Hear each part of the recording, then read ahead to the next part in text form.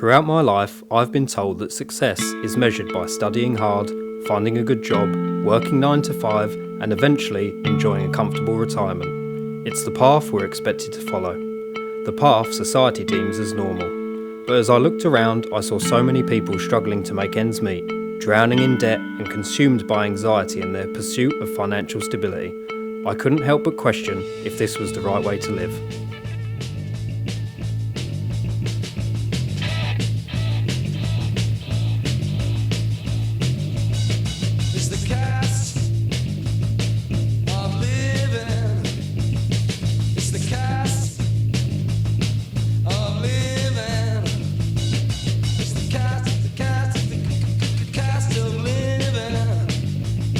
So I set out to find people who've broken free from society's norm. From people living in vans to building homes out of shipping containers. Each person I meet has found their own version of freedom. But here's the big question. How do they find fulfillment in a society obsessed with material success? Join me to find out, because sometimes true freedom comes not from what we acquire, but from what we're willing to let go. Welcome to Freedom at a Price, a mission for profit.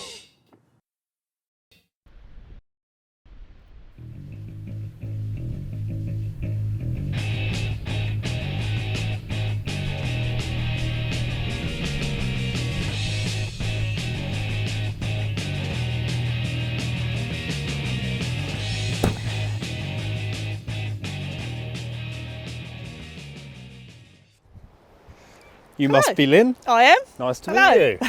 Sadly, the weather wasn't in our it's favour cold, today, isn't it? and windy. I've got my legs out today as well. I shouldn't have bothered. That's it. So this is your van, It is. Yes. and what is this thing? Before I call it My by kayak. the wrong name, kayak. Kayak. So you kayak a lot? Well, I did last year, but I'm still waiting for the nice weather. So. Yeah. I mean, we had nice weather yesterday, but it has taken a bit of a typical English turn, isn't it? But it looks good anyway. It does look good. It does look good. It looks very It looks nice. like I'm sporty. So you used to live in a house. I mean, I I have lived in- obviously done some research prior to this. Well, I lived in a flat that I rented, and he sold it to someone else, Right. who gave me a contract, and then after it was £433 a month. Then after the contract ran out after 6 months, they said the rent was going up from £433 to £700 a month, and I had a month to decide. So I then said I didn't like the sound of that, and I thought, I'd seek advice. Yeah. And within 2 days, then I got a Section 21, so I had to get out. And I said, why? And they said, our circumstances have changed, and we've decided to get you out. And so then they've rented it now for £750 a month. It's quite an increase. So, the cost of living at the moment is going absolutely mad, isn't it? Plus the gas and the electric and everything else, isn't exactly. it? Step in. Oh, wow. As you see, I just fit in like this. Yeah. I mean, I'm not a tall person. No, you're probably just about the same as me. Yeah. I'll end up with a bald Bedouin monk head, I probably. don't want to be bald. Yeah. Oh, it's nice in here, though. Yeah, it's the bedroom. Got a little drop-down telly. Oh, yeah. Kitchen. So how does all the electric runs off the van battery? Yeah, I've got a solar panel on the roof. Oh, So right. I Yep. plugged my phone. I've got the USB there. Oh, that's handy. I've got 2 leisure batteries and an inverter, so that there's plugs. My microwave doesn't actually work, so I use it as a bookcase. Put books in there. Yeah, so I've got electric lights Oh, yeah, nice. under there.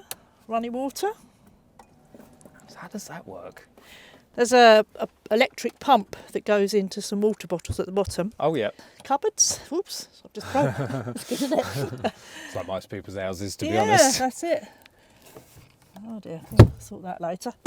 When I was looking, stalking you online Yeah, prior to you this, I saw that you were a personal trainer. Yeah, I did. I went to college to do personal training. Worked at the gym, but then my mum got ill, so I only really worked at the gym for a couple of years, and then I become my mum's carer. Yeah. So obviously this is quite a big life change that you've had. But is there anything you sort of miss from living in a flat, renting? Is there any pros and cons that you can think of? The pros are that I've got more money for me now instead of other people. I'm paying the terrible price of electric, gas and everything else now.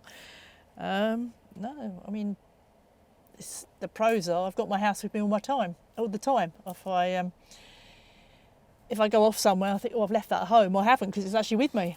I'm like a snail with a house on my back. And it's a good metaphor. Yeah, it is. I can't think of any negative, really. No negatives. I mean, even the space, you don't need that much space, do you, really? If I was in here with, like, husband and 6 kids, obviously be a bit cramped, but you just need a bed, cooker, fridge, office, front seat. That's it. We're not going to say exactly where you are. No. Why was this the place that you stayed last night? I used to just go to a street if there was like a residential area where there's a wall or a fence, but not outside someone's house. But so I'm not out of it. I mean, you can stay down here, but it's a bit remote, really. Yeah. But my friend now, she lets me park. She's got a rear entrance around the back, so I park up there, which is a lot safer.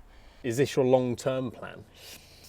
Well, as long as I'm healthy, I suppose. Yeah. I mean, if I'm still healthy at 80, I can't see me still not, So obviously you've got quite a large social media presence, and obviously not always, people sometimes get the wrong end of the stick, or they like to voice their own opinions. And I did see one telling you, well, why don't you stay with family? Why do you live in a van? Yeah.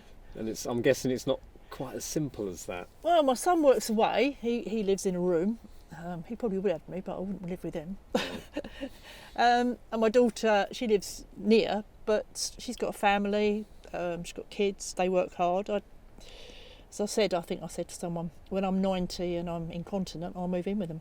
Yeah.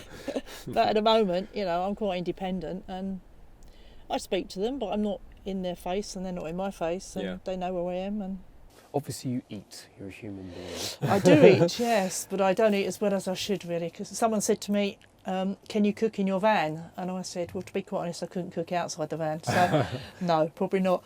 But I did try cooking in here, but the thing is, because of all it's like carpeting, it's like absorbs all the smells, and probably end up maybe all the condensation, smelling like an old fish and chip shop or something. Yeah. So it's probably, if I go to the carvery, I can get a vegetarian carvery there for about £6, which is probably cheaper than actually. But I do live on meal deals, unfortunately, which is not good. But my friend cooks me dinner sometimes. Oh, that's nice. Obviously, you've been interviewed quite a lot by other people.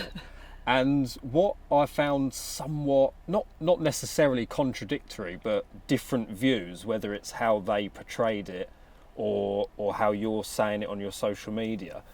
So on your social media, it's sort of like, I live in a van, I'm outdoorsy. But then the way that they some of the people who interviewed you tried to portray it like, poor homeless old woman has been evicted and now she's homeless. That's it, yeah. So what one is it, or is it like a medium of the two? No. I mean, they did. It was like, look at this poor old lady living in a van. That's what it is. It's like, but it's not. No, because I actually enjoy living in a van. If someone said to me today, "I've got a flat for you," I think I'd panic. I wouldn't want. It's like an imprisonment. So you say on your social media quite openly, which is why I'm going to say it. Hi, I'm Lynn, 66-year-old retired single lesbian living in a van. 67 now, 67 last week. 67. I don't believe it. I am. I'm far too healthy and fit to be 67. This is crazy. So you mentioned husband. So what? I know. In a former life, I got married when I was, how old was I? Probably 19, something like that. Yeah. And I already had my son, so we had a daughter together. Yeah. Oh yeah. And then it came to light when I was 28 that I wasn't actually that way inclined. Yeah. So. Did you ever feel lonely, sort of living in a van on your own most of the time? Well, no. When I first started, the first night, I went and bought a sketch pad and a little doodle pad. I thought, I'll do that while I'm sitting there. And then, of course, I went on TikTok. and it took off. And so no, because I've got 55,700 people. And now it's like when I get up in the morning, I have to say, hello TikTokers, I'm safe. And then it's bedtime. So now I have to answer to them. Good night, everyone. I've been running around like a blue-ass fly today. I just wonder why I haven't even disappeared up my own backside. Yeah, so no, I don't get lonely because That's good. it's, yeah. There's always someone ringing. My son rings me about 6 times a day, and yeah, it's always. I don't get time for anything really. Yeah. Well, that's a good way, because we hear a lot of bad things about, social media, trolls and so on and so forth. But it's good that there's, a lot of people out there probably waking up thinking, oh, she's all right. I know, and they do. she's They posted go, this morning. There's a few trolls on there, but I didn't think I'd get any hate because everyone thought you were going to get hate. But yeah, we've had a few trolls that. I don't think there's probably literally nothing anyone could do that someone won't agree with. They just sit there and that is their hobby, isn't it? To sit there and just try and squash people. Yeah. I highlight it and I do a bit of passive aggressive and I blind them with niceness and then I leave it to the followers and they just go whoosh like that. Squash them. Some people say, I've had an operation and I've been binge watching you, and you can see like this person has liked all your videos and they must have gone through the whole lot. It's surreal really. Yeah. So I've only ever had a couple of friends, good friends, and now I'm out there. They all know me, but I don't know them. Yeah. And they inbox me and message me, and I don't know who I'm talking to. I will. I'll get TikTok and I'll watch it. Thank you very much for today. Catch you later. See you later. Oh, shut the door.